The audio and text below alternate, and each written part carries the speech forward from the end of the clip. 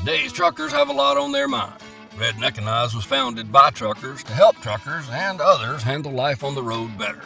Check them out at redneckanize.com. When everything goes wrong and the job still has to get done, you gotta redneckanize. All right, everybody. Hey, thanks for listening in. Thanks for tuning in. And be sure to check out our website, redneckanize.com. And, go over there and check out our YouTube channel and subscribe to that if you haven't done already. We've been getting great success out of that, and we appreciate everybody tuning in and checking those videos out. Normally what we've been doing is just recording our live podcast here, and then what we do is cut the videos up, based on the topics, and then get those out to everybody on YouTube. That way we can share the information. So check that out. Like I said, subscribe, like, share, comment, all that good stuff, and we appreciate that. One of the funny things I wanted to dive into this week, I've commented about it several times on Facebook and Twitter, and even on Instagram a few times, because it's all over the place. It even made a couple of stories that got shared on social media with like Fox Business and Fox News and a lot of the Texas-based stations, because it is a company that's out of San Antonio and Fort Worth. I think they're technically based out of Fort Worth, but they run a lot of the South Texas area because it's a tanker company. They haul gasoline. Of course, they're talking about how there might be a shortage of gasoline deliveries because they can't find the drivers to deliver the gasoline. So they say that there's this one company out there, they're offering to pay drivers $14,000 a week. And everybody was like, whoa, that's a lot of money. How, that must be really, really hurting for drivers. And then when you dive into it, and of course, truck drivers, we know that that's too good to be true. There's something got to be going on. And of course there is. It's still pretty high, but what it is, it's an owner-operator deal. And I'm not sure. I've never ran as an owner-operator in the tanker area delivering gasoline, but I think this is kind of the norms because of the insurance and restrictions that have to be had. It's funny to me, I always talk about to drivers, we talk about how there's always a driver shortage, and of course truck drivers are like, there's not a driver shortage. There's tons of drivers out there. There's a lot of carriers that won't hire drivers because of different criteria. A lot of drivers out there, myself and the company I work for, we get applications all the time. There's always somebody looking to get hired by the different carriers. It's just that they're not qualified. And what I mean by that is that they can't get certifications from certain endorsements they have to have. A lot of these places now are requiring hazmat because, of course, you got it when we're hauling it, you got to be certified, and that's more hoops that have to be jumped through to get that certification. I remember when I first started driving truck, they required all drivers to go work for these bigger carriers like Swift and Schneider and all that. You have to get hazmat, you had to get doubles and triples, and it was more of a test. It might have been a little harder. It wasn't that much harder. You just had to take an extra exam when you got your CDL license. Nowadays, because of 9/11, what they institute is a background check, and you have to of course submit fingerprints, and there's a lot of process you have to do that.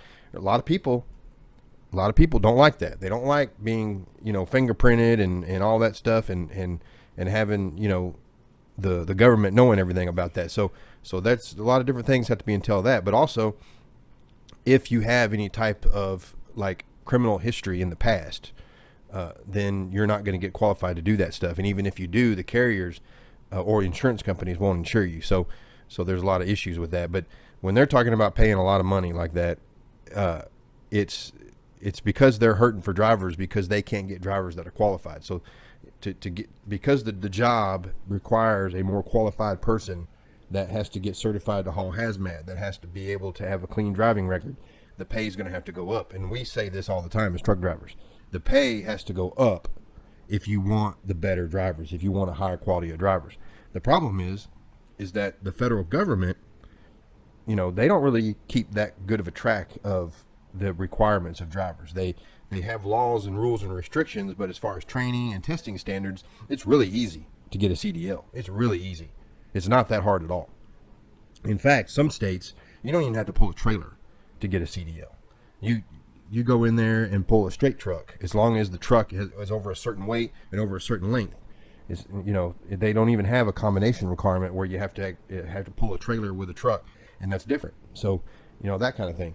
I remember back when I was this was back in 2002, 2003, might have been of course closer around 2005, that kind of thing, where there were a lot of soldiers that were getting out of the military and they were needing jobs, and of course everybody was wondering what can they do to help the soldiers find employment out there. And a lot of states were saying, hey, if you have the training in the military to drive trucks, then you come here into this state and we'll give you a CDL. And in the state of Texas, they weren't even requiring testing. You take your government license into the DPS office and you show them the government license, and then boom, you got a CDL. And I'll tell you this, that's where I learned how to drive, was in the military. When I got out of the military and I went to truck driving school, because I knew I had no idea what I was doing. And the military driving is totally different than over the road truck driving out on the road. For one thing, the military, we never had to deal with any kind of paperwork, permits and restrictions like that. It was the military. You were hauling what you needed to haul. I mean, I was even in California and they were like, yeah, you're military, go on, go ahead. They didn't, they said, hey, your tires are inflated, you're not leaking oil, keep on going. They didn't, there's even trucks out there that are non-EPA compliant because they're military trucks, because the military is exempt from all that EPA restrictions on the DPF and everything. So we see that all the time. But when they did that, it created this big storm of drivers that they weren't trained. And the government said, oh yeah, they're trained, they know how to drive. No, they don't. And I was in the training department, I was training drivers, and no, they didn't know how to drive. And they didn't know how to do a logbook. That's one thing you never did learn how to do in the military, is do a logbook. And that's not, that we all think it's second nature, it's easy, but it's not easy. Especially if you have a hard time calculating that stuff. And to us as truck drivers, it's second nature, because we do the 8, 10, 12, 2 hours off, 30 minutes, whatever. It's all easy to us.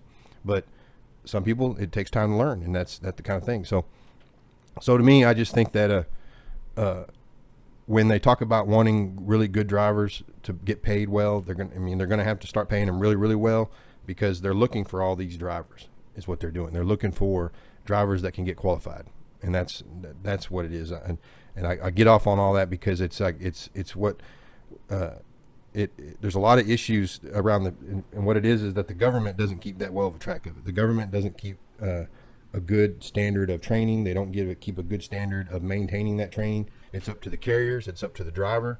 It's up to the insurance companies, and they're the ones that are setting the standards, and they're the ones telling the carriers, you can't hire this driver because he doesn't have a good work history, or he doesn't have a good driving record. And that's what it's boiled down to. So those carriers are saying, hey, we need to pay drivers good. We need to pay them better than what we're paying to get the good drivers.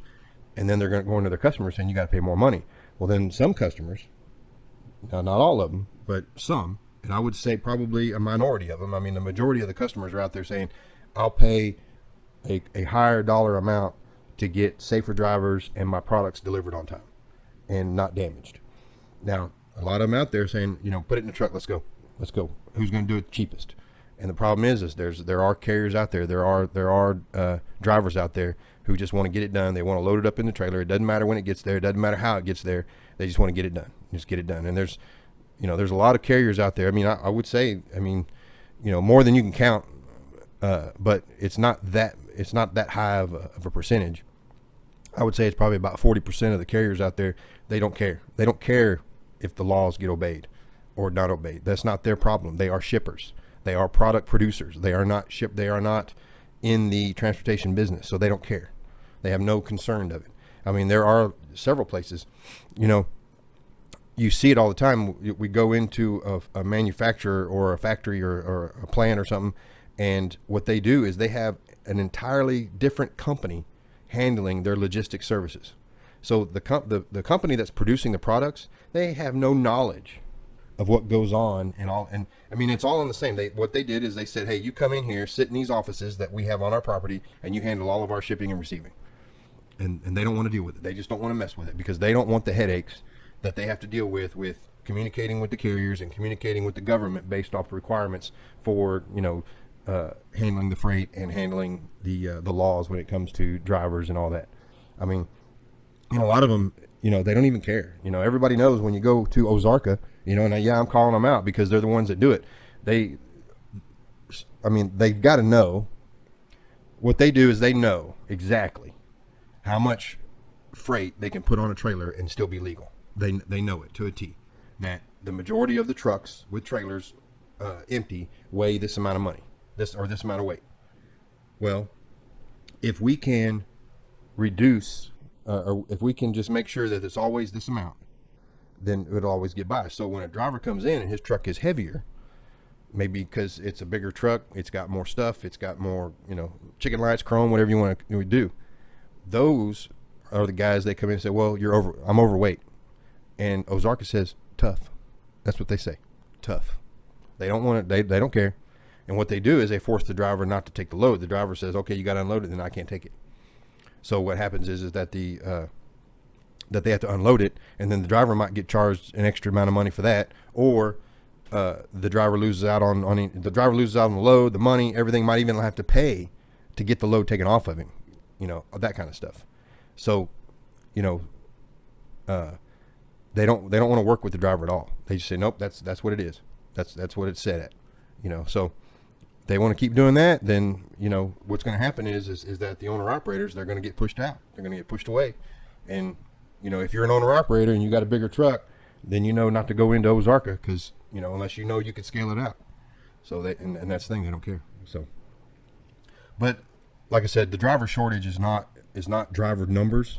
It's just quality drivers. It's drivers that can be qualified to do the job, qualified to haul hazmat, qualified for having a good driving record, whether it be in these days, they're even checking for personal vehicles. If you have, if you get speeding tickets or anything in your personal vehicle, they're going to know about it, so, and a lot of times used to that wasn't the case.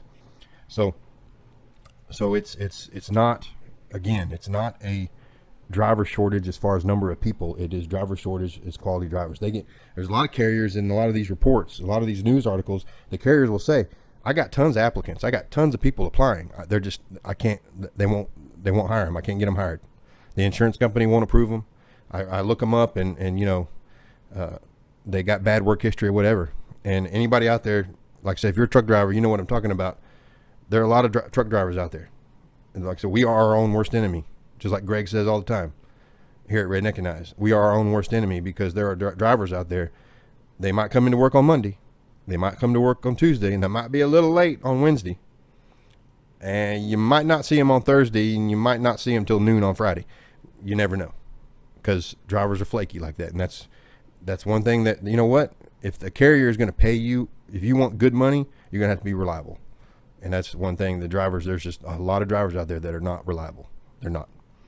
So, but hey, we want to keep sending a shout out to one of our another great sponsor we got, and that's DPF Regeneration. They just had a little interview done where it's a family-run company. They've got great maintenance experience where they've been in the engine and transportation or transmission rebuilding services for years and years. And they just decided they was going to get into the DPF filters and all that stuff, and they know a lot about it. They specialize in the all sizes of the diesel filters, the catalyst, the SCR units, EGR coolers, catalyst mufflers. They said they're looking at getting into what do you call it? I forgot now. Anyway, the other equipment like turbos and charge air coolers. That's what it was. And they just the source of all of your DPF emission supplies, cleaning and regeneration needs. And you call them up and you can definitely talk to them about all that stuff. If you got the little diesel engines, you got big trucks, you got a fleet. They say they even do a lot of stuff with the governments, local governments and contractors like construction equipment and all that. So it's a great little outfit. And we appreciate them supporting us. We appreciate DPF Regeneration supporting Redneckanize. And you can give them a shout out at 800-634-3010. And like I said, let them know you appreciate them supporting Redneckanize because we appreciate them. So just hang tight there. We're going to keep talking about all this good stuff. And we got other things talking about too. And we're here, like I said, every Sunday evening at 7 p.m. Eastern time.